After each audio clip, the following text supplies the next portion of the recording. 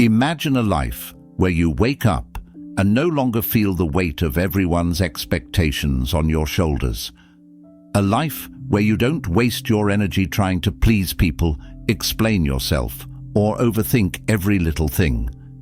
Imagine moving through your day without the constant noise of self-doubt or the need for approval, where your peace no longer depends on other people's moods, opinions, or behaviors.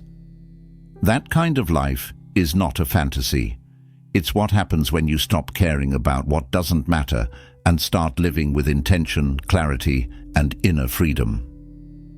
In this video, inspired by deep Buddhist wisdom, you'll discover 7 powerful lessons to help you let go, step back, and finally feel what it means to be truly happy every single day. 1. Let go of the rope that's burning your hand. Many of us are walking through life silently hurting, and not because of what's actually happening around us, but because of what we keep holding on to inside. It's like we're gripping a rope that's slowly burning our hand, but we refuse to let go. That rope could be the constant need to be accepted by others, the fear of letting someone down, the pressure to always get things right, or painful memories from the past that we haven't healed from. The longer we hold on, the more it hurts us, but we don't even realize that the pain is coming from our grip, not the rope itself. In Buddhism, this kind of suffering is called attachment. It means clinging to things, people, thoughts, emotions, situations, as if they are permanent and ours to control. But life doesn't work that way. Everything is always changing, and the more we try to hold on to what is meant to pass, the more we suffer. We trap ourselves in emotional cycles of stress, sadness, and confusion simply because we won't loosen our grip. Letting go doesn't mean giving up or running away. It means understanding that you cannot control everything, and that peace comes when you stop trying to. You don't have to keep replaying that painful memory. You don't have to chase someone's approval to feel worthy. You don't have to worry so much about tomorrow. You can let go. Picture this. You're standing still with your hand clenched tightly around a rope, and it's cutting into your skin. All it takes to stop the pain is to release it. Just open your hand. Just breathe. Just allow the moment to be what it is, without needing it to be anything else. That is the beginning of real freedom. That's where happiness starts. Not in controlling life, but in learning how to stop being controlled by it. 2. Stop seeking approval, and you'll discover who you are. From a young age, most of us are taught to look outside of ourselves for permission to feel good. We're praised when we do what others like. We're corrected when we don't fit their expectations. Over time, without realizing it, we begin to measure our worth by how others respond to us. We become so used to chasing approval, from parents, teachers, friends, society, that we forget to ask ourselves the most important question: do I approve of who I am? When you live your life constantly trying to please others, you start shaping yourself like clay, changing your form depending on who's watching. You hide parts of yourself that feel too different. You stay quiet when you want to speak. You say yes when your soul screams no. And slowly, day by day, you lose the connection to your true self. But Buddhism teaches that true happiness comes from within, not from applause, not from compliments, and not from outside validation. The more you depend on others to make you feel seen, the more fragile your happiness becomes. Because what happens when they stop clapping? What happens when they don't understand you or when they reject you? If your peace depends on being liked, it will vanish the moment someone doesn't. Let this be your gentle reminder. You do not need to be understood by everyone to live a meaningful life. Not everyone will get you. Not everyone will agree with your choices. And that's okay. The tree doesn't bend just to please the wind. The moon doesn't glow only when someone's watching. They exist fully, simply and beautifully, just as they are. And so can you. When you stop chasing validation, something powerful happens. You begin to hear your own voice again. You start to ask yourself, what do I want? What do I believe? Who do I want to be? You begin to live from the inside out, not the outside in. And that shift is where your real strength and joy begin. The moment you stop caring about impressing others is the moment you finally impress your own soul. 3. Embrace impermanence. Everything is meant to change. One of the biggest reasons people suffer is because they expect things to stay the same. We want the good moments to last forever. We want people to always treat us the way they once did. We want routines, relationships, feelings, and even our sense of self to remain constant. But life doesn't work like that. Everything you can see, touch, and feel is in a constant state of movement. The seasons shift, the weather changes, our bodies grow older, friendships evolve, emotions rise and fall like waves. This is what Buddhism calls anicca, the truth of impermanence. When you fight against change, you create your own suffering. It's like trying to hold on to a river with your bare hands. The more tightly you try to grip it, the more it slips through your fingers, and the more frustrated you become. But the river was never meant to stay still. It was meant to flow. Often the pain we feel isn't because something ended. It's because we believed it should have lasted forever. We get attached to how things were.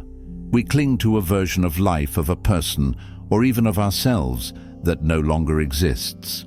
And that attachment makes us feel stuck, lost, or broken when change arrives. But Buddhism invites us to see impermanence not as a threat, but as a gift. Because if nothing ever changed, there would be no growth, no healing, no second chances, no new beginnings. Imagine being stuck in a bad moment forever. Change is what saves us. It's what allows wounds to close, hearts to open, and wisdom to blossom. When you embrace impermanence, you begin to live differently. You appreciate people more deeply because you know they won't be around forever.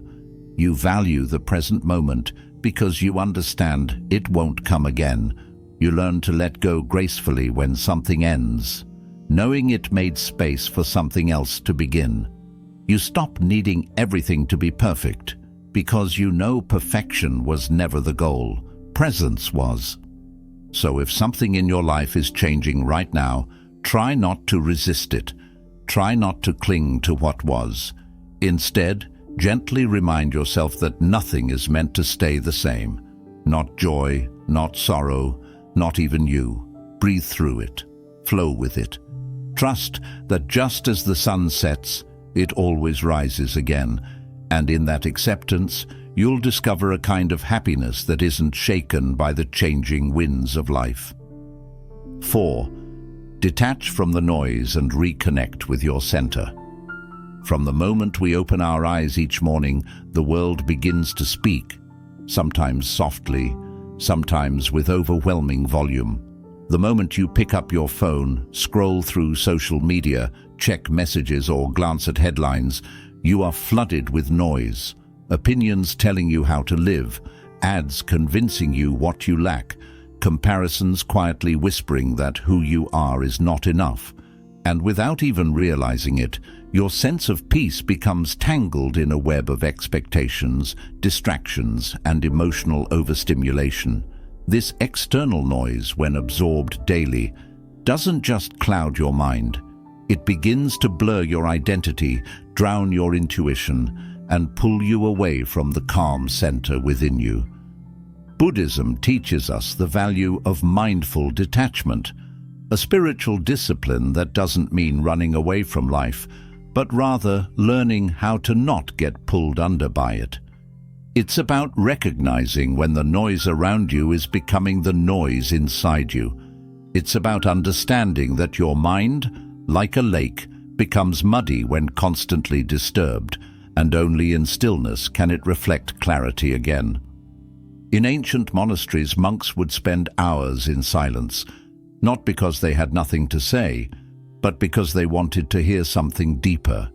They knew that beyond the surface chatter of the mind, there is a deeper knowing, a still, clear awareness that lives within each of us. But you don't need to be in a monastery to find that silence. You just need to pause, step away, breathe. In your daily life, this might look like taking a few quiet minutes before checking your phone, sitting under a tree and simply listening to the wind, going for a walk without headphones, allowing your thoughts to slow and your senses to awaken. It could mean choosing not to argue, not to scroll, not to react. It's in these simple moments of detachment that you begin to feel grounded again. You begin to remember who you are beneath the noise. Detachment also means not being overly reactive. Not every comment needs your response. Not every opinion deserves your energy. Not every notification is urgent. You can allow life to unfold around you without becoming emotionally entangled in every ripple. You become the still center in the middle of the storm, calm, aware, untouched. This is what Buddhism calls equanimity, a steady heart in a shaky world. And the more you cultivate it, the less power the outside world has over your inner world. You no longer feel the constant need to prove yourself, compete, or be everywhere at once. You stop measuring your value through likes, followers, or social approval. You begin to feel a quiet joy in being fully present, in doing less but feeling more, in saying less but meaning more, in simply being instead of always performing. So if you feel lost, overwhelmed, or disconnected from yourself, it may be because the world's noise has grown louder than your own voice, and that's okay. The beautiful thing is that your center is always there, patiently waiting. You don't need to create it, you only need to return to it. And each time you do, you step into a deeper kind of happiness, one that doesn't come from the outside world, but rises gently from within. 5. You are not your thoughts. Don't believe everything the mind says. One of the most liberating truths Buddhism teaches is this: your thoughts are not who you are. They are not permanent. They are not facts. And most importantly, they are not always telling the truth.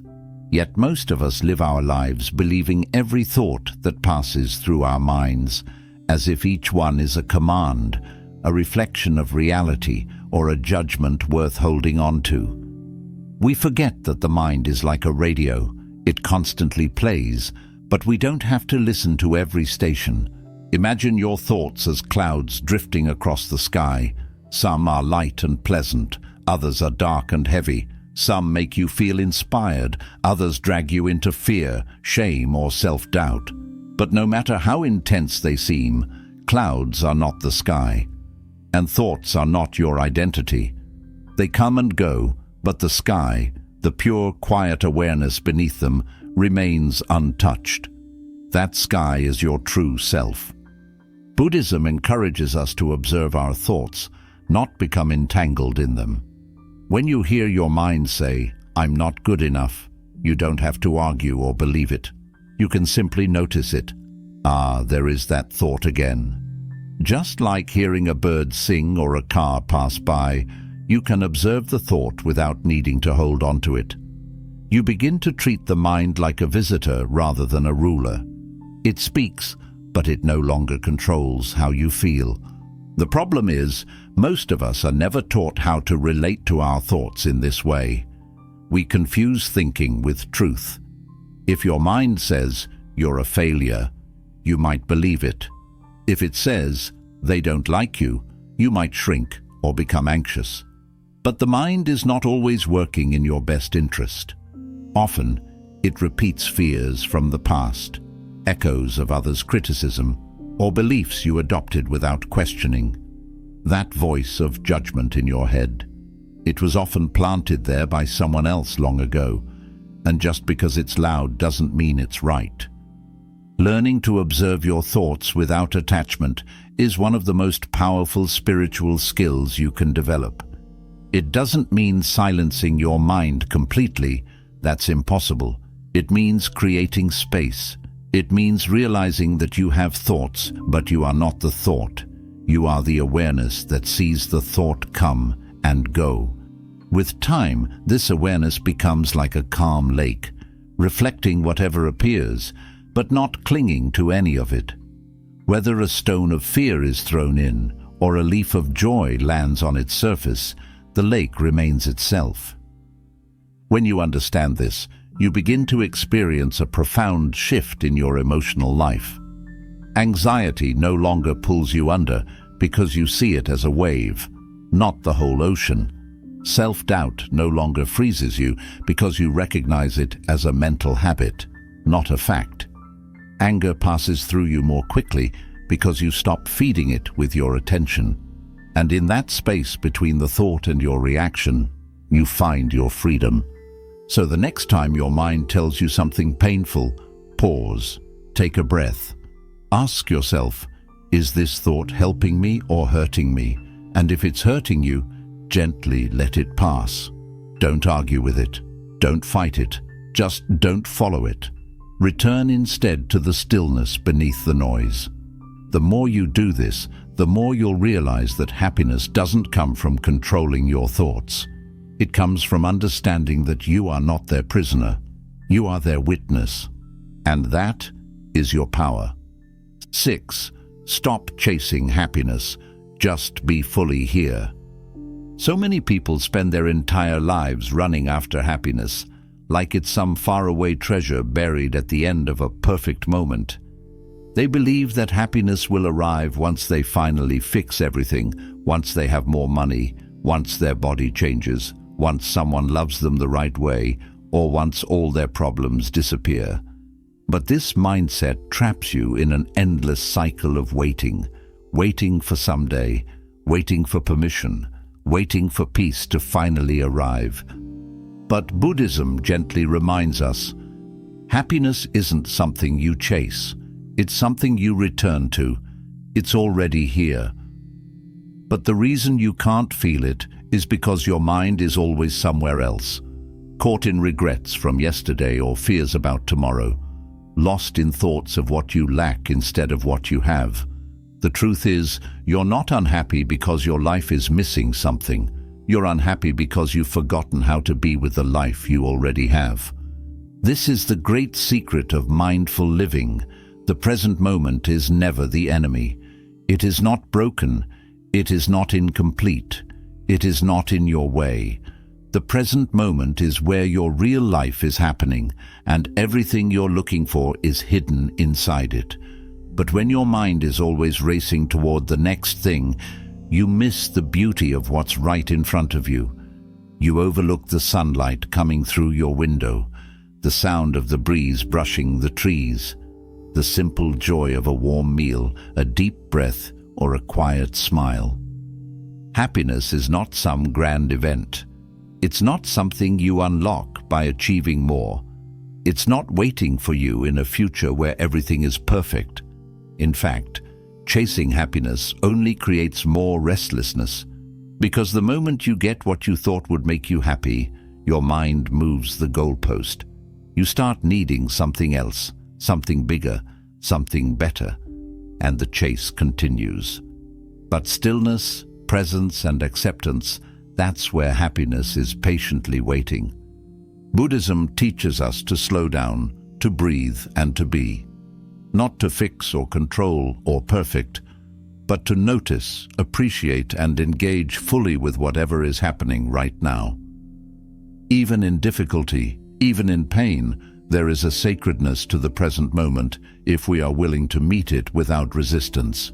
This doesn't mean pretending everything is fine. It means recognizing that peace is not found in changing the moment, but in changing how you relate to it. Try this. Wherever you are, take a breath. Feel your body where it rests. Notice the space around you. Feel the air, the temperature, the silence between sounds. Let yourself arrive in this moment, just as it is, without needing it to be different. This is your life. This is where happiness lives. Not in what you wish it could be, but in what it already is, if you're willing to see it. And the more you practice presence, the more you begin to realize that peace is not rare. It's not something you earn after years of struggle. It's available in every single moment you decide to slow down and actually experience your life rather than race through it. So stop waiting for the next big thing to save you.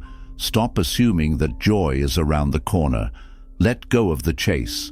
Sit down, breathe, and come back to this very moment. It's enough. You are enough. And within that gentle awareness, happiness quietly unfolds, not as a reward, but as your natural state, finally remembered.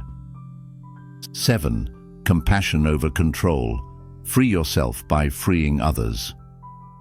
There's a quiet, exhausting struggle that many people live with daily, the need to control.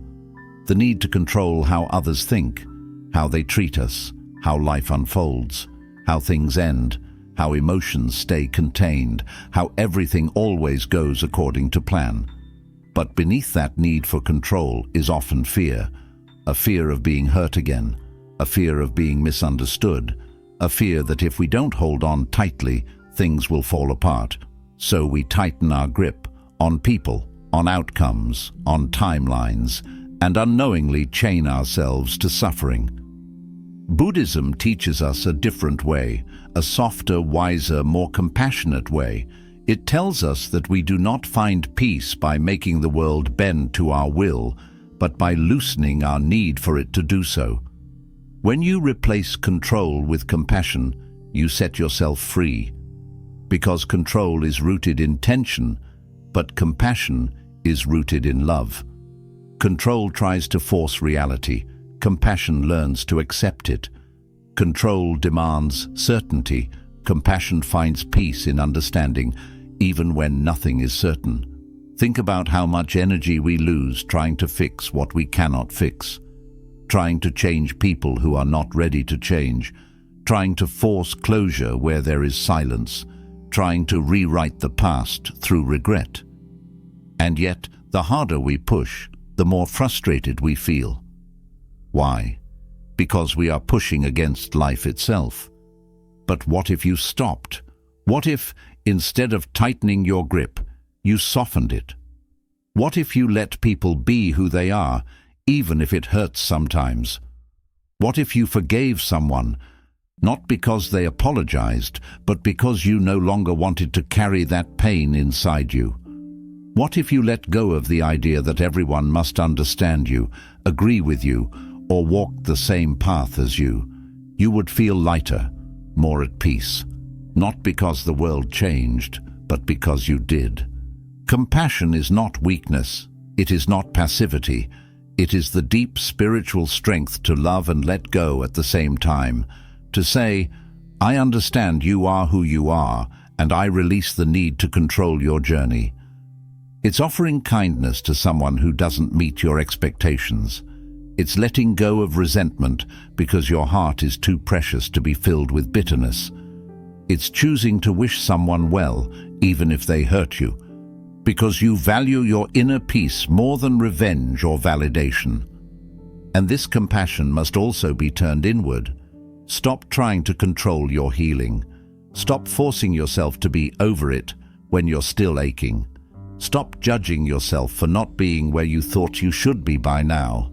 You are growing moment by moment.